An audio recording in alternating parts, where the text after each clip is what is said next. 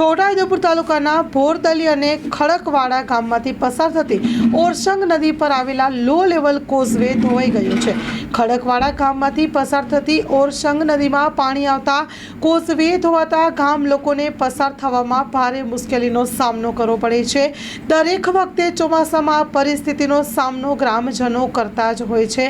ગ્રામજનો અને સરપંચો અનેક વખત રજૂઆત કરી હોવા છતાં પણ હજુ સુધી કોઈ જ નિરાકરણ આવેલું જોવા નથી મળ્યું।